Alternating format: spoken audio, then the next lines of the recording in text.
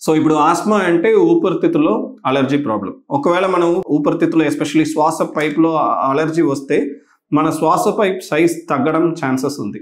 అట్లా మన శ్వాస పైప్ సైజ్ తగ్గితే దాంట్లో ఫ్లెమ్ ఎక్కువ వస్తే మనకు శ్వాస తీసుకోవడంలో ఇబ్బంది వస్తుంది. సో అప్పుడే శ్వాస ఇబ్బంది వచ్చే టైంలో మనకు దగ్గు కూడా రావడం ఛాన్సెస్ ఉంటుంది. సో అప్పుడు మనకు ఊపిరితిత్తులో పిల్లి కుతులు సౌండ్ కూడా వచ్చడం ఛాన్సెస్ ఉంది.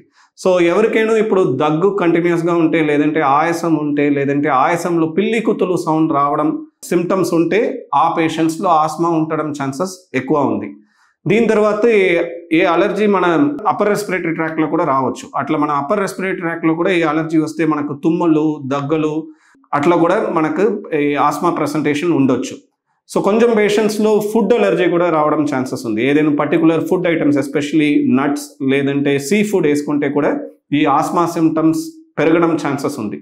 సో ఫ్యామిలీలో కూడా ఈ ఆస్మా జనరేషన్స్లో రావడం ఛాన్సెస్ ఉంది. సో ఇప్పుడు ఏదైనా ఫ్యామిలీలో స్ట్రాంగ్ హిస్టరీ ఉంటే అట్లా ఉంటే పేషెంట్స్లో దగ్గు కంటిన్యూస్గా ఉంటే లేదంటే ఆయాసం కంటిన్యూస్గా ఉంటే లేదంటే దగ్గినప్పుడు లేదంటే ఆయాసం టైంలో పిల్లి కుతులు వస్తే ఆస్మా కోసం ఎవాల్యుయేట్ చేయడం బెటర్ ఉంది.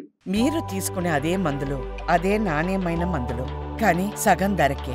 అవును, మెడ్ ప్లస్ బ్రాండ్స్ పై 50 to 80% తగ్గింపు.